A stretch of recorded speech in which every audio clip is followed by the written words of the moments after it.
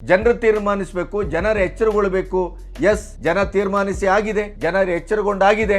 ನಿಮ್ಮನ್ನ ತಿರಸ್ಕರಿಸುವುದಲ್ಲ, ನಿಮ್ಮನ್ನ ಕಸಗುಡಿಸದಾಗೆ ಇಡೀ ದೇಶದಿಂದ ಅಸ್ತಿತ್ವವನ್ನೇ ಗುಡಿಸಲಿಕ್ಕೆ ಜನ ಸಿದ್ಧವಾಗಿ ನಿಂತಿದೆ. ಸಂವಿಧಾನದ ಆಶಯಕ್ಕೆ ತಿಲಾಂಜಲಿ ಇತ್ತವರು ನೆಹರೂನ, ಇಂದಿರಾ ಗಾಂಧಿಯ, ನಿಮ್ಮ ಕಾಂಗ್ರೆಸ್ ಅಥವಾ ಬಿಜೆಪಿ. ಇದೇ ಸಂವಿಧಾನಕ್ಕೆ ಅಪಚಾರ ಮಾಡಿ ತಾರೆ ತುರ್ತು ಪರಿಸ್ಥಿತಿಯನ್ನು ಹೇರಿದ್ದು. ಇಡೀ 75 ವರ್ಷದ ಲೆಕ್ಕ ಭಾರತ ಕಂಡ ಕರಾಳವಾದಂಥ ಕ್ಷಣ ಅದು. ಅದನ್ನು ತಂದದ್ದು ಯಾರು?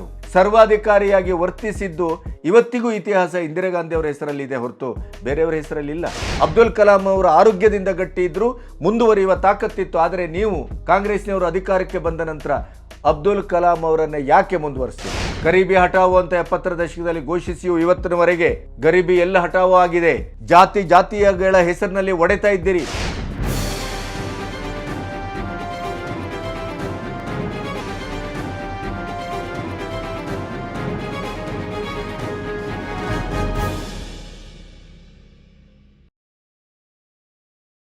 ನಮಸ್ತೆ, ಬಿ ಗಣಪತಿ ನ್ಯೂಸ್ ಚಾನೆಲ್ಗೆ ಸ್ವಾಗತ. ಭಾನುವಾರ 2 ದಿನದ ಸಂವಿಧಾನ ಮತ್ತು ರಾಷ್ಟ್ರೀಯ ಏಕತಾ ಸಮಾವೇಶ ನಡೆದದ್ದನ್ನು ನೀವು ಗಮನಿಸಿದ್ದೀರಿ ಅಂತ ಅಂದ್ಕೊಳ್ತೇನೆ. ಅಲ್ಲಿ ಸಿದ್ದರಾಮಯ್ಯ ಮತ್ತು ಖರ್ಗೆ ಅವರು ಸಂವಿಧಾನದ ಹೆಸರಿನಲ್ಲಿ ಮೋದಿಯವರನ್ನು, BJPಯನ್ನು, RSSನ್ನು ಟಾರ್ಗೆಟ್ ಮಾಡಿದ್ದನ್ನು ನೀವು ಗಮನಿಸಿದ್ದೀರಿ ಅಂತ ಅಂದ್ಕೊಳ್ತೇನೆ. ಮೋದಿಯವರ ಬಗ್ಗೆ ಮಾತಾಡ್ತಾನೆ, ಅದಕ್ಕೂ ಪೂರ್ವದಲ್ಲಿ ಸಂವಿಧಾನದ ಬಗ್ಗೆ ಮಾತಾಡ್ತಾ ಸಿದ್ದರಾಮಯ್ಯನವರು ಹೇಳ್ತಾರೆ, ಸಂವಿಧಾನ ಬದಲಿಸಲು ಬಂದಿರುವವರನ್ನು ಅಧಿಕಾರದಿಂದ ಕಿತ್ತೊಗೆಯದಿದ್ದರೆ ಸಂವಿಧಾನಕ್ಕೆ ಮತ್ತು ಪ್ರಜಾಪ್ರಭುತ್ವಕ್ಕೆ ಉಳಿಗಾಲವಿಲ್ಲ. ಒಂದು ಪಾಯಿಂಟ್. ಇನ್ನೊಂದು, ಹೆಗಡೆ ಅಂದರೆ ಅನಂತಕುಮಾರ್ ಹೆಗಡೆ ಸಂವಿಧಾನವನ್ನು ಬದಲಿಸಲಿಕ್ಕೆ ನಾವು ಅಧಿಕಾರಕ್ಕೆ ಬಂದಿದ್ದೇವೆ ಅನ್ನುವಂಥ ಮಾತಾಡಿದಾಗ ಮೋದಿಯವರು ಅದನ್ನು ಖಂಡಿಸ್ತಿಲ್ಲ, ವಿರೋಧಿಸ್ತಿಲ್ಲ. ಯಾಕೆ? 2ನೇ ಪಾಯಿಂಟ್. 3ನೇದು, ಸಂವಿಧಾನಕ್ಕೆ ಮೋದಿ ಸರ್ಕಾರದಿಂದ ಆತಂಕ ಬಂದಿದೆ. ಅದನ್ನು ಜನರಿಗೆ ತಿಳಿಸುವ ಪ್ರಯತ್ನವನ್ನು ನಾವು ಈ ಅಭಿಯಾನದಿಂದ ಮಾಡ್ತಾ ಇದ್ದೇವೆ. ಜನರು ಪ್ರಜ್ಞಾವಂತರಾಗಬೇಕು, ಜನರು ಅರ್ಥ ಮಾಡಿಕೊಳ್ಬೇಕು, ಜನರು ಎಚ್ಚರಗೊಳ್ಳಬೇಕು. ಇಲ್ಲದೇ ಇದ್ದರೆ ಈ ದೇಶಕ್ಕೆ ಸಂವಿಧಾನದ ಒಂದು ನೆಲೆ ಉಳಿಯುವುದಿಲ್ಲ. ಯಾರು ಇದು? ಸಿದ್ದರಾಮಯ್ಯ ಅವರೇ ಹೇಳಿದ್ದು. ಇವತ್ತು ಪ್ರಜಾಪ್ರಭುತ್ವಕ್ಕೆ, ಸಂವಿಧಾನಕ್ಕೆ ನರೇಂದ್ರ ಮೋದಿಯವರ ಸರ್ಕಾರದಿಂದ ಏನು ಆತಂಕ ಬಂದಿದೆ, ಈ ಆತಂಕವನ್ನು ಜನರಿಗೆ ತಿಳಿಸ್ತಕ್ಕಂಥ ಪ್ರಯತ್ನವನ್ನು ನಾವು ಮಾಡಿದ್ದೇವೆ. ಇವತ್ತು ಪ್ರಜಾಪ್ರಭುತ್ವಕ್ಕೆ, ಸಂವಿಧಾನಕ್ಕೆ BJP ಪಕ್ಷದಿಂದ, ನರೇಂದ್ರ ಮೋದಿಯವರಿಂದ ಇವತ್ತು ಧಕ್ಕೆ ಬಂದಿರತಕ್ಕಂಥದ್ದನ್ನು ನಾವೆಲ್ಲರೂ ಕೂಡ ಅರ್ಥ ಮಾಡ್ಕೋಬೇಕಾಗ್ತದೆ. ಅನಂತಕುಮಾರ್ ಹೆಗಡೆ ಅವರು ಮಂತ್ರಿಯಾಗಿದ್ದಂಥ ಸಂದರ್ಭದಲ್ಲಿ ನರೇಂದ್ರ ಮೋದಿಯವರ ಮಂತ್ರಿಮಂಡಲದಲ್ಲಿ ಮಂತ್ರಿಯಾಗಿದ್ದರು. ಅವರು ಒಮ್ಮೆ ಹೇಳಿದ್ರು ರಾಯಚೂರಿನಲ್ಲಿ, ನಾವು ಅಧಿಕಾರಕ್ಕೆ ಬಂದಿರತಕ್ಕಂಥದ್ದೇ ಸಂವಿಧಾನವನ್ನ ಬದಲಾವಣೆ ಮಾಡಲಿಕ್ಕೋಸ್ಕರ. ಅವರು MP ಆಗಿ ಹೇಳಿದಂಥ ಮಾತಲ್ಲ, ನರೇಂದ್ರ ಮೋದಿಯವರ ಮಂತ್ರಿಮಂಡಲದಲ್ಲಿ ಮಂತ್ರಿಯಾಗಿ ಹೇಳಿದಂಥ ಮಾತು. ಇದನ್ನ ಭಾರತೀಯ ಜನತಾ ಪಕ್ಷದವರಾಗಲಿ, RSSನವರಾಗಲಿ ಇದನ್ನ ಖಂಡಿಸ್ತಕ್ಕಂಥ ಕೆಲಸವನ್ನ ಮಾಡಲಿಲ್ಲ. ಅಷ್ಟೇ ಏಕೆ, ನರೇಂದ್ರ ಮೋದಿಯವರು ಇವ್ರ ಮೇಲೆ ಯಾವುದೇ ಕ್ರಮವನ್ನ, ಅಮಿತ್ ಶಾ ಯಾವುದೇ ಕ್ರಮವನ್ನ ಇವ್ರ ಮೇಲೆ ತಗೊಳ್ಳಿಲ್ಲ. ಅದರ ಅರ್ಥ ಸರ್ಕಾರದ ನಿಲುವನ್ನ ಅನಂತಕುಮಾರ್ ಹೆಗಡೆಯವರ ಮೂಲಕ ಏಳಿಸಿದ್ದಾರೆ ಅಂತಕ್ಕಂಥದ್ದನ್ನು ತಾವೆಲ್ಲರೂ ಕೂಡ ಅರ್ಥ ಮಾಡ್ಕೋಬೇಕಾಗ್ತದೆ. ಅದರಿಂದ ನಾವು ಕಿತ್ತು ಎಸಿಬೇಕಾಗಿರ್ತಕ್ಕಂಥದ್ದು, ಕಿತ್ತು ಒಗಿಬೇಕಾಗಿರ್ತಕ್ಕಂಥದ್ದು ಯಾರು ಸಂವಿಧಾನಕ್ಕೆ ವಿರುದ್ಧವಾಗಿದ್ದಾರೆ, ಆ ಜನರನ್ನ ಕಿತ್ತು ಒಗೆದಾಗ ಮಾತ್ರ ನಮ್ಮ ಸಂವಿಧಾನವನ್ನು ಉಳಿಸಿಕೊಳ್ಳಲಿಕ್ಕೆ ಸಾಧ್ಯ ಆಗ್ತದೆ. ಅದರ ಜೊತೆಗೆ AICC ಅಧ್ಯಕ್ಷರಾದಂಥ ಮಲ್ಲಿಕಾರ್ಜುನ ಖರ್ಗೆ ಅವರು ಹೇಳ್ತಾರೆ, ಅವರು ಇತ್ತೀಚೆಗೆ ಅದನ್ನೇ ಹೇಳ್ತಾ ಬರ್ತಾ ಇದ್ದಾರೆ. ಅವರ ಹೇಳಿಕೆಗೆ ಅವರದೇ ಆದಂಥ ಒಂದು ಮೂಲದ ನೆಲೆಯಲ್ಲಿದೆ, ಸಾಕ್ಷ್ಯ ಎಲ್ಲಿದೆ ಅಂತ ಕೇಳಿದರೆ ಅವರಿಗೆ ಉತ್ತರಿಸ್ಲಿಕ್ಕೆ ಬರೋದಿಲ್ಲ. ಆ ಪ್ರಶ್ನೆ ಬೇರೆ. ಅವ್ರು ಹೇಳ್ತಾರೆ, ಸಂವಿಧಾನ ಸರ್ವಸ್ವ ಎಂದು ಹೋರಾಡಿ ಸರ್ವಾಧಿಕಾರದಿಂದ ದೇಶವನ್ನು ಉಳಿಸಬೇಕಾಗಿದೆ. ಆಮೇಲೊಂದು ಅಸಂಬದ್ಧ ಮತ್ತು ಅಪ್ರಬುದ್ಧ ಹೇಳಿಕೆಯನ್ನು ಕೊಡ್ತಾರೆ ಅವರು. ಸಂವಿಧಾನ ದೇಶದ ಜನರಿಗೆ ಸಮಾನ ಅವಕಾಶವನ್ನು ಕಲ್ಪಿಸಿದೆ. ಸಂವಿಧಾನಕ್ಕೆ ತಿಲಾಂಜಲಿ ಇಟ್ಟು ಒಳಗೊಳಗೆ ಹೊಸ ಸಂವಿಧಾನವನ್ನು ತರಲಿಕ್ಕೆ ಮೋದಿ ಪ್ರಯತ್ನ ಮಾಡ್ತಾ ಇದ್ದಾರೆ ಅಂತ. ಅಂದರೆ ಇದು ಈ ಸಂವಿಧಾನ ತರುವುದು ಅಂತಂದರೆ ಒಂದು ಪುಸ್ತಕ ಬದಲಾವಣೆ, ಯಾವುದೇ ಸರ್ಕಾರ ಬಹುಮತದಿಂದ ಇದ್ದ ತಕ್ಷಣ ಹಳೆಯ ಈ ಸಂವಿಧಾನವನ್ನು ಬದಿಗೊತ್ತಿ ಹೊಸ ಸಂವಿಧಾನವನ್ನು ತಂದು ಬಿಡ್ಬೋದು, ಅಷ್ಟು ಸರಳ ಇದೆ, ಅಷ್ಟು ಸುಲಭ ಇದೆ ಅನ್ನುವಂಥದ್ದನ್ನು 50 ವರ್ಷದ ಒಂದು ರಾಜಕೀಯ ಪಟುತ್ವ ಮತ್ತು ರಾಜಕೀಯ ಅನುಭವ ಇದ್ದಂಥ ಹಿರಿಯ ರಾಜಕಾರಣಿಯಾಗಿ, ಅದು ಕಾಂಗ್ರೆಸ್ಸಿನಂಥ ಇತಿಹಾಸ ಇರುವಂಥ ಒಂದು ಸ್ವಾತಂತ್ರ್ಯ ಹೋರಾಟದಲ್ಲಿ ಭಾಗವಹಿಸಿದಂಥ 5.25 ದಶಕ ಈ ದೇಶವನ್ನು ಆಳದಂಥ ಅನುಭವಿ ಒಂದು ಪಕ್ಷದ ಹಿರಿಯ ಸದಸ್ಯರಾಗಿ ಈ ಥರದ ಮಾತನ್ನೆಲ್ಲ ಅವರು ಆಡ್ತಾರೆ ಅಂತ ಆದರೆ ಅವರ ಮತಿಭ್ರಷ್ಟತೆ ಯಾವ ಮಟ್ಟಕ್ಕೆ ಹೋಗಿದೆ ಅನ್ನೋದನ್ನು ನಾವು ಕಂಡ್ಕೋಬೇಕಾಗಿದೆ. ಸಂವಿಧಾನವನ್ನು ಬದಲಿಸುವುದಷ್ಟು ಸುಲಭನ? ಸಂವಿಧಾನವನ್ನು ಈಗಿದ್ದ ಸಂವಿಧಾನವನ್ನು ಅಂಬೇಡ್ಕರ್ ರಚಿತ ಸಂವಿಧಾನವನ್ನು ಬದಿಗೊತ್ತಿ ಅದಕ್ಕೊಂದು ಆಲ್ಟರ್ನೇಟಿವ್ ಆದಂಥ ಹೊಸ ಸಂವಿಧಾನವನ್ನು ಈ ದೇಶದಲ್ಲಿ ತರಬಲ್ಲರು ಯಾರಾದರೂ ಅಂತ ಊಹಿಸ್ಲಿಕ್ಕಾದರೂ ಸಾಧ್ಯ ಇದೆಯಾ? ಅದರ ಕಾರ್ಯವಿಧಾನ ಏನು, ಅದರ ಸಾಧ್ಯತೆ ಏನು, ಅದರ ಇಡೀ ಜನತಂತ್ರ ವ್ಯವಸ್ಥೆಯಲ್ಲಿ ಅದನ್ನು ಮಾಡಲಿಕ್ಕೆ ಸಾಧ್ಯವಿದೆಯೇ, ಅದನ್ನು ಯೋಚಿಸ್ಲಿಕ್ಕಾದರೂ ಸಾಧ್ಯ ಇದೆಯೇ? ಅಥವಾ ಈ ರೀತಿಯ ಹೇಳಿಕೆಯನ್ನು ಕೊಡುವುದು ಕೂಡ ಸಂವಿಧಾನ ವಿರೋಧಿ, ಜನತಂತ್ರ ವಿರೋಧಿ ಮತ್ತು ಕಾನೂನು ವಿರೋಧಿ, ದೇಶ ವಿರೋಧಿ ಹೇಳಿಕೆ ಅಲ್ವೇ? ಇದು ದೇಶದ್ರೋಹಕ್ಕೆ ಸಮಾನ ಅಲ್ವೇ? ಹಾಗಾದರೆ ನಿಮ್ಮ ಹತ್ರ ಏನು ಸಾಕ್ಷಿ ಇದೆ?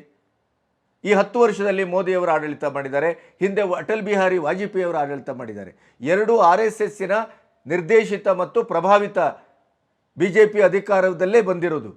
ಎಲ್ಲಾದರೂ ಸಂವಿಧಾನಕ್ಕೆ ಅಪಚಾರ ಎಸಗುವಂಥ ಒಂದು ಕೆಲಸವನ್ನು ಅಟಲ್ ಬಿಹಾರಿ ವಾಜಪೇಯಿಯವರ ಸರ್ಕಾರ ಇರ್ಬೋದು, ಮೋದಿಯವರ ಸರ್ಕಾರ ಇರ್ಬೋದು, ಅದನ್ನು ನೀವು ಉದಾಹರಣೆ ಕೊಟ್ಟು ಮಾತಾಡಿ ಅಲ್ಲ. ಸಂವಿಧಾನವನ್ನು ಸರ್ವಾಧಿಕಾರದತ್ತ ತನಗೆ ಬೇಕಾದ ಹಾಗೆ ಬಳಸಿಕೊಳ್ಳಲಾಗುತ್ತಿದೆ ಅನ್ನೋದಕ್ಕೆ ಸಾಕ್ಷ್ಯವನ್ನು ನೀವೇ ಕೊಡಬೇಕು. ಸಂವಿಧಾನವನ್ನು ಅಮೆಂಡ್ಮೆಂಟ್ ಮಾಡಬೇಕಾಗಿದೆ, ಸಂವಿಧಾನವನ್ನು ಬದಲಿಸಬೇಕಾಗಿದೆ ಅಲ್ವಾ? ಅನಂತಕುಮಾರ್ ಹೆಗಡೆ ಮುಟ್ಟಾಳ ಹೇಳಿಕೆ, ಅದು ನಾಲಿಗೆ ಹರಕು ಹೇಳಿಕೆ, ಅಸಂವಿಧಾನ ಹೇಳಿಕೆ, ಅದು ಅವರ ವೈಯಕ್ತಿಕ ಹೇಳಿಕೆ. ಆ ಹೇಳಿಕೆಯನ್ನು ಕೊಟ್ಟ ಕಾರಣದಿಂದ ಜನ ಅವರನ್ನು ಎಷ್ಟರ ಮಟ್ಟಿಗೆ ಶಪಿಸಿದ್ದಾರೆ ಮತ್ತು ತಿರಸ್ಕಾರ ಮಾಡಿದ್ದಾರೆ ಅನ್ನೋದನ್ನು ನಾವು ಇಷ್ಟು 5 ವರ್ಷಗಳಲ್ಲಿ ನೋಡಿದ್ದೇವೆ. ಆದರೆ ಅದನ್ನು ಮೋದಿಯವರು ಖಂಡಿಸಲಿಲ್ಲ, ವಿರೋಧಿಸಲಿಲ್ಲ.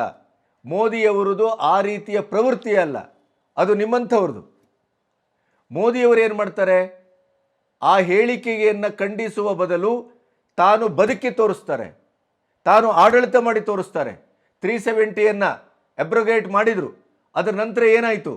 ಈಗ ಇದೇ 3-4 ದಿನದ ಹಿಂದೆ ಕಾಶ್ಮೀರದಲ್ಲಿ, ಜಮ್ಮು ಮತ್ತು ಕಾಶ್ಮೀರದ ಮಧ್ಯೆ ಎಲೆಕ್ಟ್ರಿಕಲ್ ಟ್ರೈನನ್ನು ಉದ್ಘಾಟನೆ ಮಾಡಲಿಕ್ಕೆ ಹೋದರು. ಅಲ್ಲಿ ಜಮ್ಮುವಿನ ಇಡೀ ವಿಕಸಿತ ಭಾರತವನ್ನು ಒಂದು ಭಾರತದ ಭಾಗವಾಗಿ, ಭಾರತದ ವಿಕಾಸದೊಟ್ಟಿಗೆ ಜಮ್ಮುವಿನ ವಿಕಾಸವನ್ನು ಸಮಾನವಾಗಿ ತಾನು ಕಾಣ್ತೇನೆ ಅನ್ನೋದಕ್ಕೆ 32,000 ಕೋಟಿ ಪ್ರಾಜೆಕ್ಟನ್ನು ಶಂಕುಸ್ಥಾಪನೆ ಮಾಡಿದರು. ಇಡೀ ಜನಸಮೀಕ್ಷೆ ಸೋಷಿಯಲ್ ಮೀಡಿಯಾದಲ್ಲಿದೆ ನೋಡಿ. ಫಾರೂಕ್ ಅಬ್ದುಲ್ಲಾನಿಂದ ಹಿಡಿದು ಇಡೀದಾಗಿ ಜಮ್ಮು ಕಾಶ್ಮೀರದ ಸ್ವಾಯತ್ತತೆಗೆ ಹೋರಾಟ ಮಾಡಿ ಭಯೋತ್ಪಾದಕರೊಟ್ಟಿಗೂ ಸೇರಿಕೊಂಡಂಥ ಅದರ ನಾಯಕರಾದಂಥ ನಾಯಕನೇ ಇವತ್ತು ಮೋದಿಯವರ ಅತ್ಯಂತ ಪ್ರಶಂಸೆ ಮಾಡೋದರ ಜೊತೆಗೆ, ನಾನು ಇಲ್ಲಿಯವರೆಗೆ ಈ ನೆಲಮೂಲದಿಂದ ಇಂಥ ಅಭಿವೃದ್ಧಿ ಕಾರ್ಯವನ್ನು ನಾನು ನೋಡಿರಲಿಲ್ಲ, ಅದನ್ನು ನಾನು ನೋಡಿದ್ದೇನೆ, ಜನ್ಮ ಸಾರ್ಥಕ ಆಯಿತು ಅಂತ ಹೇಳ್ತಾರೆ. ನಿಮಗೆ ಅಂಥ ವಿಡಿಯೋಗಳು ಬೇಕಾದ್ರೆ 1-2 ತುಣುಕನ್ನು ನಿಮಗೆ ತೋರಿಸ್ತೇವೆ. ಈ ರೀತಿಯಲ್ಲಿ ವರ್ಕ್ ಆಗ್ತಾ ಇದೆ. ಅಭಿವೃದ್ಧಿಯನ್ನು ನಿಚ್ಚಳವಾಗಿ ತೋರಿಸುವಂಥ ಕೆಲಸ ಆಗ್ತಾ ಇದೆ. ಇಡೀ ಜನತಂತ್ರ ವ್ಯವಸ್ಥೆಯಲ್ಲಿ ಜನಮುಖಿ ಆಡಳಿತವನ್ನು ಮಾಡ್ತಾ ಇದ್ದಾರೆ ಮೋದಿ. ಜನರು ತೀರ್ಮಾನಿಸಬೇಕು, ಜನರು ಎಚ್ಚರಗೊಳ್ಳಬೇಕು. ಎಸ್, ಜನ ತೀರ್ಮಾನಿಸಿ ಆಗಿದೆ, ಜನರು ಎಚ್ಚರಗೊಂಡಾಗಿದೆ. ನಿಮ್ಮನ್ನು ತಿರಸ್ಕರಿಸುವುದಲ್ಲ, ನಿಮ್ಮನ್ನು ಕಸಗುಡಿಸಿದ ಹಾಗೆ ಇಡೀ ದೇಶದಿಂದ ಅಸ್ತಿತ್ವವನ್ನೇ ಗುಡಿಸಲಿಕ್ಕೆ ಜನ ಸಿದ್ಧವಾಗಿ ನಿಂತಿದ್ದಾರೆ. ಸಂವಿಧಾನದ ಬಗ್ಗೆ ಮಾತಾಡ್ತಿರಲ್ಲ, ಸಂವಿಧಾನವನ್ನು ಅತಿ ಹೆಚ್ಚು ಬಾರಿ 110ಕ್ಕೂ ಹೆಚ್ಚು ಬಾರಿ ಅದನ್ನು ಅಮೆಂಡ್ಮೆಂಟ್ ಮಾಡಿದ್ಯಾರು?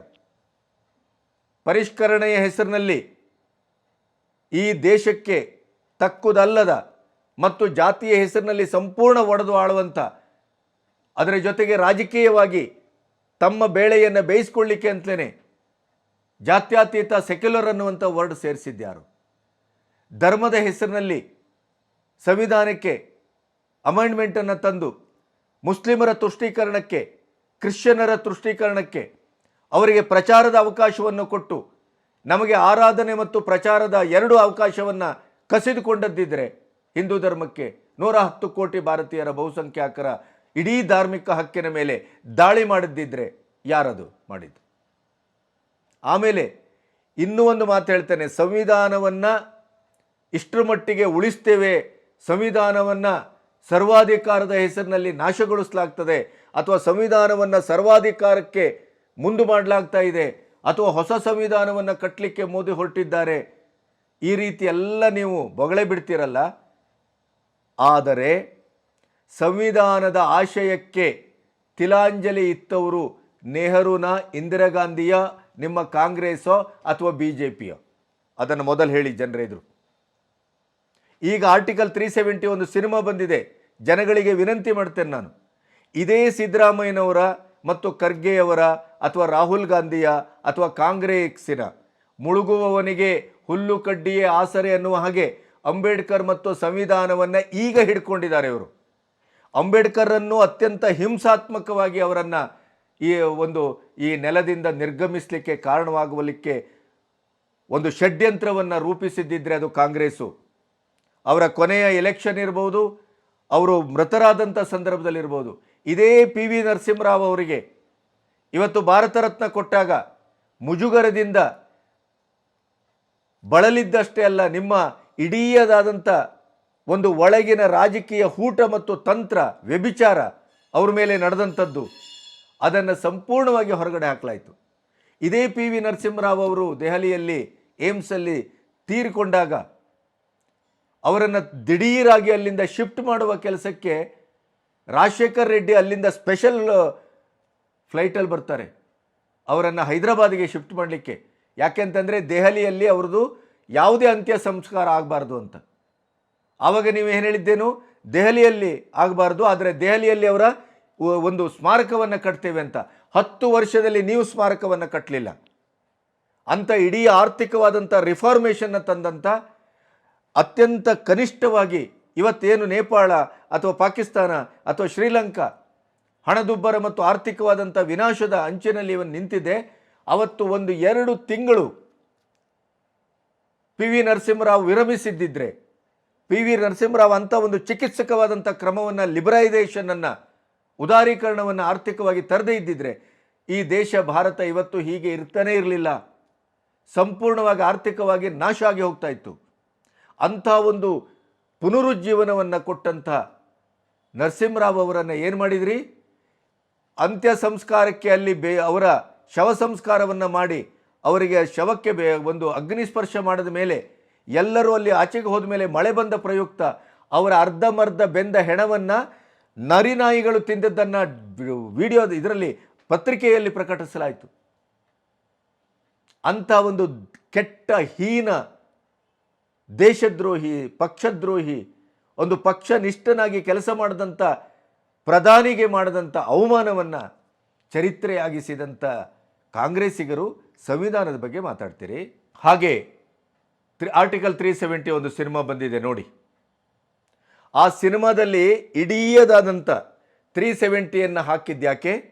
370ಯನ್ನು ಹಾಕುವಾಗ ಕಾಂಗ್ರೆಸ್ಸು ಯಾವ ರೀತಿಯಲ್ಲಿ ನೆಹರು ಕೇಂದ್ರಿತ ಒಂದು ಸಂವಿಧಾನವನ್ನೇ ಅಪಚಾರಕ್ಕೆ, ಸಂವಿಧಾನವನ್ನೇ ಸಂಪೂರ್ಣವಾಗಿ ಯಾವುದೇ ರಾಜಕೀಯ ಪಕ್ಷಗಳು ದುರುಪಯೋಗ ಮಾಡಿಕೊಳ್ಳಲಿಕ್ಕೆ ಸಾಧ್ಯವಿಲ್ಲ ಅನ್ನುವ ಮಟ್ಟಕ್ಕೆ ಅದನ್ನು ದುರುಪಯೋಗ ಮಾಡಿಕೊಂಡದ್ದನ್ನು ಸಾಕ್ಷ್ಯ ಸಮೇತ ಅಲ್ಲಿಟ್ಟಿದ್ದಾರೆ. ಸರ್ವಾಧಿಕಾರ ಅಂತ ಶಬ್ದ ಬಳಸ್ತೀರಿ, ತುರ್ತು ಪರಿಸ್ಥಿತಿಯನ್ನು ಹೇರಿದವರು ಯಾರು? ಇದೇ ಸಂವಿಧಾನಕ್ಕೆ ಅಪಚಾರ ಮಾಡಿ ತಾರೆ ತುರ್ತು ಪರಿಸ್ಥಿತಿಯನ್ನು ಹೇರಿದ್ದು. ಇಡೀ 75 ವರ್ಷದಲ್ಲಿ ಭಾರತ ಕಂಡ ಕರಾಳವಾದಂಥ ಕ್ಷಣ ಅದು. ಅದನ್ನು ತಂದದ್ದು ಯಾರು? ಸರ್ವಾಧಿಕಾರಿಯಾಗಿ ವರ್ತಿಸಿದ್ದು ಇವತ್ತಿಗೂ ಇತಿಹಾಸ ಇಂದಿರಾ ಗಾಂಧಿ ಅವರ ಹೆಸರಲ್ಲಿದೆ ಹೊರತು ಬೇರೆಯವರ ಹೆಸರಲ್ಲಿಲ್ಲ. ಇವತ್ತು ಅಧಿಕಾರವನ್ನು 370ಯನ್ನು ಹಾಕಬೇಕಾದ್ರೆ ಏನು ಮಾಡಿದ್ರಿ? ಆರ್ಟಿಕಲ್ 58 ಅದರ ಅದರಲ್ಲಿ ಬರುವಂಥ ಪರಿಚ್ಛೇದವನ್ನೇ ನೀವು ಡಿಲೀಟ್ ಮಾಡಿದ್ರಿ. ಅಂಥ ಐತಿಹಾಸಿಕ ತಪ್ಪನ್ನು, ಘೋರ ಅನ್ಯಾಯವನ್ನು ಸಂವಿಧಾನಕ್ಕೆ ಮಾಡಿದ್ದು ತಾವು. ಸಾಮಾಜಿಕ ನ್ಯಾಯದ ಬಗ್ಗೆ ಮಾತಾಡ್ತೀರಿ. ಅಬ್ದುಲ್ ಕಲಾಂರನ್ನ, ಅಂಥ ಒಬ್ಬ ಮಹಾಮೇಧಾವಿಯನ್ನು ರಾಷ್ಟ್ರಪತಿ ಮಾಡಿದ್ಯಾರು? ಇದೇ ದ್ರೌಪದಿ ಮುರ್ಮು ಅವರಂತನ್ನ ಒಂದು ಬುಡಕಟ್ಟು ಜನಾಂಗದ ಮಹಿಳೆಯನ್ನು ದೇಶದ ಪ್ರಥಮ ಪ್ರಜೆಯಾಗಿ ಪ್ರಧಾನಿ ಮೋದಿಯವರ ಸರ್ಕಾರ ಆಯ್ಕೆ ಮಾಡಿದಾಗ ಅವರ ಬಣ್ಣದಿಂದ ಹಿಡಿದು ಉಡುಗೆ ತೊಡುಗೆ, ಅವರ ಮಾತು, ಅವರ ಜನಾಂಗ ಎಲ್ಲವನ್ನೇ ಇಟ್ಟುಕೊಂಡು ಅತ್ಯಂತ ಹಿಂಸಾತ್ಮಕವಾಗಿ ರಾಷ್ಟ್ರಪತಿಯ ಬಗ್ಗೆ ಮಾತಾಡಿದ್ರಿ. ಮೊನ್ನೆ ರಾಷ್ಟ್ರಪತಿ ಅವರನ್ನು ಏಕವಚನದಿಂದ ಸಂಬೋಧಿಸಿದ್ರಿ. ನೀವು ಕ್ಷಮೆ ಕೇಳಬಹುದು, ಏನೇ ಮಾಡಬಹುದು, ಆದರೆ ಒಳಗಡೆ ರಾಷ್ಟ್ರಪತಿಯವರ ಬಗ್ಗೆ, ರಾಷ್ಟ್ರಪತಿ ಮುರ್ಮು ಅವರ ಬಗ್ಗೆ ನಿಮಗಿರುವಂಥ ಕ್ಷುಲ್ಲಕ ಮತ್ತು ನೀಚ ಭಾವ ಏನು ಅನ್ನೋದನ್ನು ಸಾರ್ವತ್ರಿಕವಾಗಿ ಪ್ರದರ್ಶಿಸಿದ ಕ್ಷಣ ಅದು. ಅಬ್ದುಲ್ ಕಲಾಂ ಅವರ ಆರೋಗ್ಯದಿಂದ ಗಟ್ಟಿ ಇದ್ದರೂ ಮುಂದುವರಿಯುವ ತಾಕತ್ತಿತ್ತು. ಆದರೆ ನೀವು ಕಾಂಗ್ರೆಸ್ನವರು ಅಧಿಕಾರಕ್ಕೆ ಬಂದ ನಂತರ ಅಬ್ದುಲ್ ಕಲಾಂ ಅವರನ್ನು ಯಾಕೆ ಮುಂದುವರಿಸಿಲ್ಲ? ಇವತ್ತು 370 ತರಬೇಕಾದರೆ ಸಂವಿಧಾನವನ್ನು, ಅದರ ಮೂಲ ಆಶಯವನ್ನು ಮತ್ತು ಸಂವಿಧಾನದಲ್ಲಿ ಯಾರೂ ಒಂದು ಪರಿಷ್ಕರಣೆ ಅಥವಾ ಅಮೆಂಡ್ಮೆಂಟನ್ನು ಮಾಡ್ಬೋದು, ತಿದ್ದುಪಡಿಯನ್ನು ತರ್ಬೋದು. ಆದರೆ ಸಂವಿಧಾನದ ಆಶಯವನ್ನೇ ಡಿಲೀಟ್ ಮಾಡುವಂಥ ಕೆಲಸವನ್ನು ಮಾಡಿದ್ದು ಯಾರು? ತಾವು ತಾನೇ. ದಯವಿಟ್ಟು ಜನರಲ್ಲ ನಾನು ರಿಕ್ವೆಸ್ಟ್ ಮಾಡ್ತೇನೆ, ಈ ಸಂವಿಧಾನದ ರಕ್ಷಣೆಯ ಹೆಸರಿನಲ್ಲಿ ಸಂವಿಧಾನವನ್ನೇ ಭಕ್ಷಿಸ್ಲಿಕ್ಕೆ ಹೊರಟದ್ದು ಕಾಂಗ್ರೆಸ್ಸು ಅನ್ನೋದರ ಸ್ಪಷ್ಟ ದಾಖಲೆ ಬೇಕಾ ನಿಮಗೆ? ಮತ್ತು 370 ಹಾಕಿ ಅದರ ಹಿಂದಿರುವ ಆಶಯ ಏನು ಅಂತ ದಾಖಲೆ ಬೇಕಾ? 370 ಯಾಕಾಗಿ ಕಾಶ್ಮೀರಕ್ಕೆ 70 ವರ್ಷಗಳವರೆಗೆ ಕಾಂಗ್ರೆಸ್ಸು ಮುಂದುವರಿಸಿತು ಅನ್ನೋದರ ಬಗ್ಗೆ ದಾಖಲೆ ಬೇಕಾ? 370 ಮುಸ್ಲಿಂ ಧರ್ಮದೊಟ್ಟಿಗೆ ಮತ್ತು ಧಾರ್ಮಿಕ ಭಾವನೆಯೊಟ್ಟಿಗೆ ಮಿಳಿತಗೊಳಿಸಿ ಅದರ ಲಾಭವನ್ನು 70 ವರ್ಷ ವೋಟ್ ಬ್ಯಾಂಕ್ ರಾಜಕೀಯದಲ್ಲಿ ಪಡೆದದ್ದು ಯಾವ ಪಕ್ಷ ಅಂತ ನಿಮಗೆ ದಾಖಲೆ ಬೇಕಾ? ಆರ್ಟಿಕಲ್ 370 ಸಿನಿಮಾ ನೋಡಿ, ಅದರಲ್ಲಿ ಎಳೆಯಾಗಿ ಬಿಡಿಸಿಡಲಾಗಿದೆ. ಅದರ ಜೊತೆಗೆ ನೀವು ಸಂವಿಧಾನದ ಬಗ್ಗೆ ಮಾತಾಡ್ತೀರಿ. ಇದೇ ರಾಜ್ಯ ಸರ್ಕಾರದ 2 ದಿನದ ಸಮಾವೇಶಕ್ಕೆ ನೀವು ಕರೆಸಿದ ಬ್ರಿಟಿಷ್ ಲೇಖಕಿ ನಿತಾಶಾ ಕೌಲ್ ಯಾರು? ಉಗ್ರಗಾಮಿಗಳ ಪರ, ಪಾಕಿಸ್ತಾನದ ಪರ, ಪಾಕ್ ಉಗ್ರರು ಬ್ರಿಟಿಷರ್ ನೆಲೆಯಲ್ಲಿ ಯಾರು ಅಲ್ಲಿ ನೆಲೆಸಿದ್ದಾರೋ ಅವರು ಯಾವ ಸಂಘಟನೆಯ ಮೂಲಕ ಇದೇ ರಾಹುಲ್ ಗಾಂಧಿಯವರನ್ನು 2 ಸಾರಿ ಆಹ್ವಾನಿಸಿ ಕರೆಸಿಕೊಂಡಿದ್ರೋ ಅವರೊಟ್ಟಿಗೆ ನೇರ ಶಾಮೀಲಾದಂಥ ಲೇಖಕಿ. ಕಾಶ್ಮೀರಿ ಮೂಲದ ಭಾರತದ ಒಂದು ಹೆಣ್ಮಗಳಿದು, ಬ್ರಿಟಿಷ್ ಪ್ರಜೆ. ಅವರು ಅಲ್ಲಿ ಅವರ ಮೇಲಿದ್ದದ್ದು ಉಗ್ರರ ಪರ, ನಕ್ಸಲರ ಪರ, ದೇಶದ್ರೋಹಿಗಳು, ಗಲಭೆಕೋರರ ಚಟುವಟಿಕೆಗಳ ಮೇಲೆ ಅವರನ್ನು ಆರೋಪಿ ಮಾಡಲಾಗಿದೆ. ಅಂಥವರನ್ನು ನಮ್ಮ ತೆರಿಗೆ ಹಣದಿಂದ 2 ದಿನದ ಸಮಾವೇಶಕ್ಕೆ ನೀವು ಕರೆಸ್ಲಿಕ್ಕೆ ಹೊರಟಿದ್ದೀರಿ. ಆವಾಗ ಇದೇ ರಾಜ್ಯ ಸರ್ಕಾರ ಕರೆಸ್ಲಿಕ್ಕೆ ಹೊರಟಂಥ ಇವರನ್ನು ನಮ್ಮ ಬೆಂಗಳೂರಿನ ವಿಮಾನ ನಿಲ್ದಾಣದಲ್ಲಿ ತಡೆದು ಅವರು ದೇಶದ್ರೋಹಿ ಆರೋಪಿಗಳಾದದ್ರಿಂದ ಭಾರತದ ಅಖಂಡತೆಯ ಒಂದು ವಿರುದ್ಧ ಅವರು ಚಳವಳದಲ್ಲಿ ಭಾಗವಹಿಸಿ ಮತ್ತು ಅಖಂಡ ಭಾರತವನ್ನು ಒಡೆಯುವ ಪ್ರಯತ್ನಕ್ಕೆ ಮತ್ತು ಭಾರತದ ಉಗ್ರಗಾಮಿ ಮತ್ತು ನಕ್ಸಲರ ಚಟುವಟಿಕೆಗಳಿಗೆ ಅವರು ಸಪೋರ್ಟ್ ಮಾಡಿದ್ದಾರೆ ಅನ್ನುವಂಥ ಸ್ಪಷ್ಟ ಆಧಾರದ ಮೇಲೆ ಅವ್ರ ಮೇಲೆ ಕೇಸ್ ಹಾಕಿರೋದ್ರಿಂದ ಅವರನ್ನು ದೇಶದ್ರೋಹಿ ಅಂತ ಭಾವಿಸಿ ವಿಮಾನ ನಿಲ್ದಾಣ ಬೆಂಗಳೂರಿನಿಂದಲೇ ವಾಪಸ್ ಕಳಿಸಲಾಗಿದೆ. ಸಂವಿಧಾನವನ್ನು ಉಳಿಸುವವರು ಸಂವಿಧಾನದ ವಿರೋಧಿಯಾಗಿ, ಅಖಂಡ ಭಾರತದ ವಿರೋಧಿಯಾಗಿ, ಭಾರತದ ವಿಭಜೀಕರಣಕ್ಕೆ ನೀವು ಇತ್ತೀಚೆಗೆ ಹೊರಟಿದ್ದೀರಿ. ದಕ್ಷಿಣದ ರಾಜ್ಯಗಳನ್ನು ಒಕ್ಕೂಟ ಮಾಡಿಕೊಂಡು ಭಾರತದಿಂದ ಬೇರೆಯಾಗುವಂಥ ಒಂದು ಕನಸನ್ನು ಕಾಂಗ್ರೆಸ್ ಕಾಣ್ತಾ ಇದೆ. ಯಾಕೆಂದರೆ ಒಕ್ಕೂಟ ಭಾರತದಲ್ಲಿ ಅವರಿಗೆ ಅಧಿಕಾರ ಇನ್ನು ಮುಂದೆ ಸಿಗುವುದಿಲ್ಲ ಅನ್ನೋದು ಸ್ಪಷ್ಟ ಆಗಿದೆ. ಆದ್ದರಿಂದ ಮೋದಿಯವರು ಒಳಗೊಳಗೆ ಹೊಸ ಸಂವಿಧಾನ ತರಲಿಕ್ಕೆ ಪ್ರಯತ್ನ ಮಾಡ್ತಾ ಇದ್ದದ್ದಲ್ಲ, ಒಳಗೊಳಗಡೆನೆ ನೀವು ಭಾರತವನ್ನು ವಿಭಜಿಸಿ ಅವತ್ತೇ ಹಾಗೆ ನೆಹರು ಮತ್ತು ಅವರ ಸಹೋದರರಿಗೆ ಅಧಿಕಾರವನ್ನು ಹಂಚಬೇಕು ಅನ್ನುವ ಕಾರಣಕ್ಕಾಗಿ 370 ಕಾಶ್ಮೀರಕ್ಕೆ ಹಾಕಿ ಆಮೇಲೆ ಪಾಕಿಸ್ತಾನವನ್ನು ವಿಭಜಿಸಿ ಸಂಪೂರ್ಣವಾಗಿ ತಮ್ಮವರಿಗೆ ಅಧಿಕಾರವನ್ನು ಹೇಗೆ ತಮ್ಮ ಮನೆಯ ಜಹಗೀರ್ನ ಥರ ಗಾಂಧಿಯನ್ನು ಒಲಿಸಿಕೊಂಡು, ಪಟೇಲರ ಅನಿವಾರ್ಯತೆಯನ್ನು ಬಳಸಿಕೊಂಡು, ಅವರ ದೇಶಪ್ರೇಮದ ಇಡೀದಾದಂಥ ದೌರ್ಬಲ್ಯವನ್ನು ಬಳಸಿಕೊಂಡು ಹೇಗೆ ದೇಶವನ್ನು ತುಂಡು ತುಂಡು ಮಾಡಿದರೋ ಅದೇ ರೀತಿಯಲ್ಲಿ 75 ವರ್ಷದ ನಂತರ ಅಧಿಕಾರಕ್ಕಾಗಿ ಈ ರಾಹುಲ್ ನೇತೃತ್ವದ, ಸೋನಿಯಾ ನೇತೃತ್ವದ ಕಾಂಗ್ರೆಸ್ಸು ಭಾರತವನ್ನು ಒಡೆಯಲಿಕ್ಕೆ ಹೊರಟಿದೆ ಅನ್ನೋದಕ್ಕೆ ಮೊನ್ನೆ ನೀವು ದಕ್ಷಿಣ ಭಾರತದ ಇಡೀ ರಾಜ್ಯಗಳನ್ನು ಒಗ್ಗೂಡಿಸಿ ನಾವು ಪ್ರತ್ಯೇಕ ಭಾರತದ ಅಹವಾಲನ್ನು ಎದುರಿಡಬೇಕಾಗತ್ತೆ ಅನ್ನುವ DK ಸುರೇಶ್ ಅವರ ಮಾತಿದೆಯಲ್ಲ, ಅದು ನಿಮ್ಮ ಅಜೆಂಡಾ, ಅದು ಜನಕ್ಕೆ ಅರ್ಥ ಆಗಿದೆ. ಜನಕ್ಕೆ ಏನು ಅರ್ಥ ಆಗಬೇಕೋ ಅದು ಅರ್ಥ ಆಗಿದೆ. ನೀವು ನಿತಾಶಾ ಕೌಲನ್ನು ಯಾವಾಗ ಕರೆಸಿದ್ರೋ ಆವಾಗಲೇ ನಿಮ್ಮ ಬಂಡವಾಳ ಏನು ಅನ್ನೋದನ್ನು ದೇಶದ ಜನರಿಗೆ ನೀವು ಹೇಳಬೇಕು. ಯಾಕೆಂತಂದ್ರೆ ಅವರು ದೇಶ ವಿಭಜನೆಗೆ ಇದನ್ನೇನು ಹೋರಾಡುವವರ ಪರ, ನಕ್ಸಲ್ಲರ ಪರ, ಪಾಕಿಸ್ತಾನದ ಪರ, ದೇಶ ವಿರೋಧಿ ಚಟುವಟಿಕೆಗಳಲ್ಲಿ ಸಕ್ರಿಯವಾಗಿ ಪಾಲ್ಗೊಂಡಂಥವರು. ಈಗಾಗಲೇ ಅವರ ಮೇಲೆ ಆರೋಪಗಳನ್ನು ಹೇರಲಾಗಿದೆ, ಕೇಸ್ ಆಗಿದೆ ಅವ್ರ ಮೇಲೆ. ಇಂಥದ್ದಿದ್ದರೂ ಕೂಡ ನೀವೇನು ಮಾಡಿದ್ದೀರಿ? 2 ದಿನದ ಸಂವಿಧಾನದ ಸಮಾವೇಶಕ್ಕೆ ಕರೆಸುವ ಧಾಷ್ಟ್ಯವನ್ನು ತೋರ್ತೀರಿ. ಯಾರ ಹಣದಲ್ಲಿ? ಜನರ ಹಣದಲ್ಲಿ. ಜನರ ಹಣದಲ್ಲೇ ನೀವು ಎಲ್ಲವನ್ನೂ ಮಾಡ್ತಾ ಇದ್ದೀರಿ. ಬಿಟ್ಟಿ ಭಾಗ್ಯವನ್ನು ಕರ್ನಾಟಕಕ್ಕೆ ತಂದು ಇಡೀ 75 ವರ್ಷದಲ್ಲಿ ಒಂದು ಸಮೃದ್ಧ ಕರ್ನಾಟಕವಾಗಿದ್ದಂಥ, ಆರ್ಥಿಕವಾಗಿ ಗಟ್ಟಿಯಾಗಿದ್ದಂಥ ಈ ನಾಡನ್ನು ಅತ್ಯಂತ ಆರ್ಥಿಕವಾದಂಥ ದಿವಾಳಿತನಕ್ಕೆ ತಂದು ನಿಲ್ಲಿಸಿದ್ರಿ. ಅದರಲ್ಲೂ ರಾಹುಲ್ ಗಾಂಧಿಯವರ ವಯನಾಡಿಗೆ ಅವರು ಹೇಳಿದರು ಅನ್ನುವ ಕಾರಣಕ್ಕಾಗಿ ಅಲ್ಲಿ ಆನೆ ದಾಳಿಗೆ ತುತ್ತಾದಂಥ ಒಬ್ಬ ಮನುಷ್ಯನಿಗೆ 15 ಲಕ್ಷವನ್ನು ಕೊಡಲಿಕ್ಕೆ ಮುಂದಾದ್ರಿ. ಯಾರಪ್ಪನ ದುಡ್ಡು ಅಂತ? ಇದು ಸಂವಿಧಾನ ಹೇಳುತ್ತಾ? ಇದನ್ನು ಸಂವಿಧಾನದ ಆಶಯವನ್ನು ರಕ್ಷಿಸಲಿಕ್ಕೆ ಹೊರಟವರ ನೀವು? ತುರ್ತು ಪರಿಸ್ಥಿತಿಯನ್ನು ತಂದು ಗರೀಬಿ ಹಠಾವು ಅಂತ 70ರ ದಶಕದಲ್ಲಿ ಘೋಷಿಸಿಯೂ ಇವತ್ತಿನವರೆಗೆ ಗರೀಬಿ ಎಲ್ಲ ಹಠಾವು ಆಗಿದೆ. ಜಾತಿಗಳ ಹೆಸರಿನಲ್ಲಿ ಒಡೆತಾ ಇದ್ದೀರಿ. ಅಖಂಡವಾಗಿದ್ದಂಥ ವೀರಶೈವ ಸಮುದಾಯವನ್ನು ವೋಟ್ ಬ್ಯಾಂಕಿಗೋಸ್ಕರ ಒಡೆದದ್ದಿದ್ರೆ ಅದು ಯಾರು? ನೀವೇ. ಇವತ್ತು ಗೋಧಾಮದಂಥ ಒಂದು ಗೋರಕ್ಷಣೆಗೆ ಹಣ ಕೊಡಲಿಕ್ಕೆ ನಿಮ್ಮ ಹತ್ರ ದುಡ್ಡಿಲ್ಲ. ಆದರೆ ನೀವು ಯಾರಿಗೆ ಹಣ ಕೊಡ್ತೀರಿ? 1000 ಕೋಟಿಯನ್ನು ಅವ್ರಿಗೆ ಕೊಡ್ತೇನೆ ನಾನು, 10,000 ಕೋಟಿಯನ್ನು ಕೊಡ್ತೇನೆ. ಬಾಯಿಗೆ ಬಂದ ಹಾಗೆ ಮುಸ್ಲಿಮರ ಓಲೈಕೆಗಾಗಿ ಮಾತಾಡ್ತೀರಿ. ಅಷ್ಟೇ ಅಲ್ಲ, ಜಿಲ್ಲೆಗೊಂದು ಹಜ್ ಭವನ ಕಟ್ಟಲಿಕ್ಕೆ 10 ಲಕ್ಷ ರೂಪಾಯಿಯನ್ನು ಕೊಡ್ತಿದ್ದೀರಿ. ನಿರ್ಲಜ್ಜ ಸರ್ಕಾರ ನಿಮ್ಮದು. ನಾಚಿಕೆ ಆಗಬೇಕು ನಿಮಗೆ. ನೀವು ಮಾಡುವ ಕೆಲಸ ಎಲ್ಲ ಒಡೆದಾಳುವಂಥದ್ದು. ಮಹಿಳಾ ವಿರೋಧಿಗಳಾಗಿ ವರ್ತಿಸ್ತೀರಿ.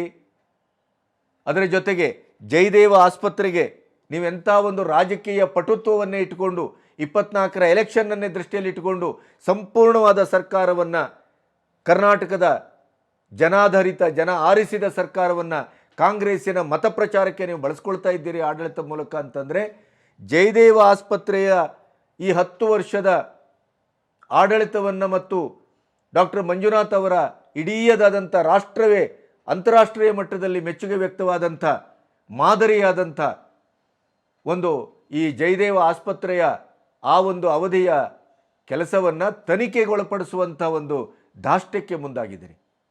ಇದೇ ಜಯದೇವ ಆಸ್ಪತ್ರೆಗೆ 15 ಜನ MP ಇರುವಂಥ ಸ್ಥಾಯಿ ಸಮಿತಿ ಒಂದು ಸರಿ ಅಲ್ಲಿ ಭೇಟಿ ಕೊಟ್ಟಾಗ ಅದರ ಇಡೀ ಪರಿಶೀಲನೆ ಮಾಡಿ ಅಚ್ಚರಿಗೊಂಡು ಇದರ ಓನರ್ ಯಾರು ಅಂತ ಕೇಳಿದ್ರಂತೆ. ಇದೇ ಡಾಕ್ಟರ್ ಮಂಜುನಾಥ್ ಅವರು ಮತ್ತು ಅದರ ಇಡೀಯಾದಂಥ ಆಡಳಿತದ ವ್ಯವಸ್ಥೆಯಲ್ಲಿ ನನಗೆ ಗೊತ್ತಾದ ಸತ್ಯ ಇದು. ಅವರು ಅದನ್ನು ಮೊನ್ನೆ ಪುನರುಚ್ಚರಿಸಿದರು ಕೂಡ.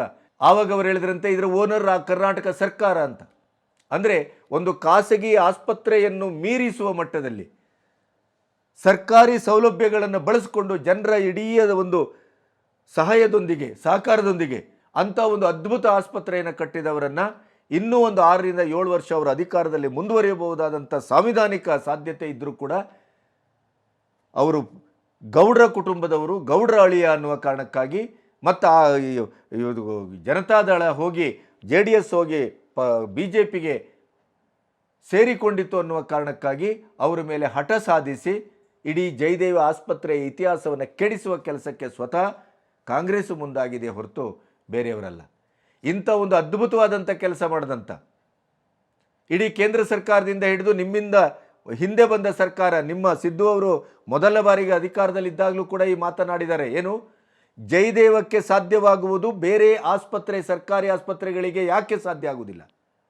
ಆ ಸರ್ಕಾರಿ ಆಸ್ಪತ್ರೆಯನ್ನು ಜಯದೇವ ಮಾದರಿಯಲ್ಲಿ ಯಾಕೆ ಕಟ್ಟಲಿಕ್ಕಾಗುವುದಿಲ್ಲ ಅನ್ನುವ ಮಾತನ್ನು ಇವರು ಆಡಿದ್ದಾರೆ. ಆದರೆ ಈಗ ಅವರು ಎಲೆಕ್ಷನಿಗೆ ನಿಲ್ಲಬಹುದು ಅನ್ನುವ ಕಾರಣಕ್ಕಾಗಿ, BJPಗೆ ಹೋಗ್ಬೋದು ಅನ್ನುವ ಕಾರಣಕ್ಕಾಗಿ ಅವರ ಮೇಲೆ ತನಿಖೆಯ ಒಂದು ಬೆದರಿಕೆಯನ್ನು ಹಾಕ್ತಾ ಇದ್ದೀರಿ. ಮತ್ತೆ ನೀವು ಹೇಳ್ತೀರಿ ಕೇಂದ್ರ ಸರ್ಕಾರ ಇಡಿಯನ್ನು ಬಳಸ್ಕೊಂಡು ನಮ್ಮ ಮೇಲೆ ಪ್ರಹಾರ ಮಾಡ್ತಾ ಇದೆ ಅಂತೆ. ನೀವು ಅಧಿಕಾರವನ್ನು ಬಳಸ್ಕೊಂಡು ಇಲ್ಲಿ ಏನು ಮಾಡ್ತಾ ಇದ್ದೀರಿ?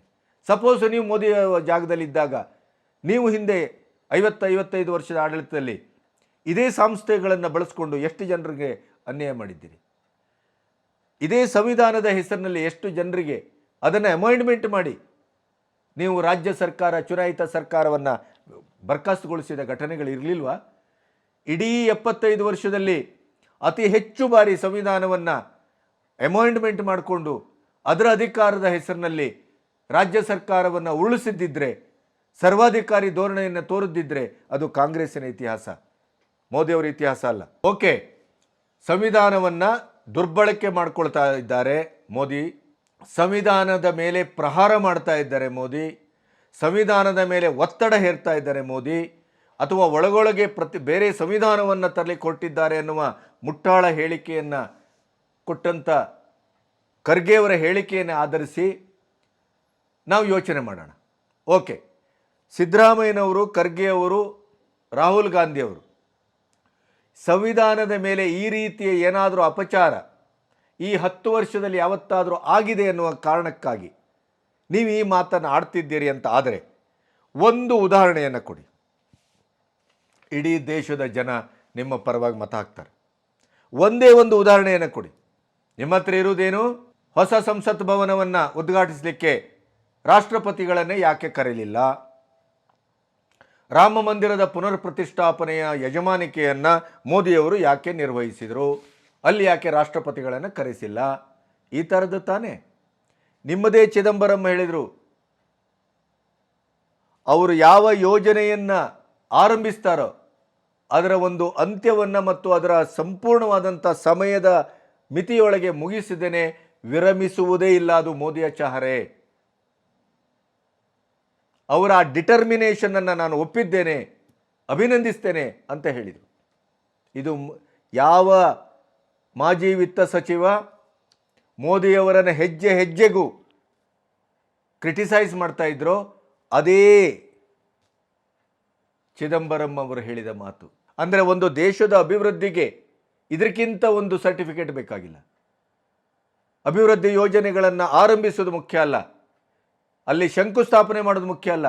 ನೀವು 50-56 ವರ್ಷಗಳಲ್ಲಿ ಶಂಕುಸ್ಥಾಪನೆ ಮಾಡಿದ್ದೆಲ್ಲವನ್ನು ಸಂಪೂರ್ಣವಾಗಿ ಮುಗಿಸಿದ್ದು ಮೋದಿ ಅನ್ನೋದನ್ನು ನೀವೇ ಮಾತಾಡ್ತಿದ್ದೀರಿ. ಎಲ್ಲ ನಾವೇ ಆರಂಭಿಸಿದ್ದು, ಈಗ ಮೋದಿಯವರು ಮುಗಿಸಿದ ತಕ್ಷಣ ಅದು ನಮ್ಮದು ಅಂತ ಹೇಳ್ತಾರೆ. ಆರಂಭಿಸೋದು ಮುಖ್ಯ ಅಲ್ಲ, ಆರಂಭ ಶೂರತ್ವ ಅಂತ ಕರೆಯಲಾಗತ್ತೆ. ಅದನ್ನು ಭಾಳಷ್ಟು ಜನರು ಆರಂಭಿಸ್ತಾರೆ, ಎಲ್ಲವನ್ನು ಮುಗಿಸುವವರು ಯಾರು?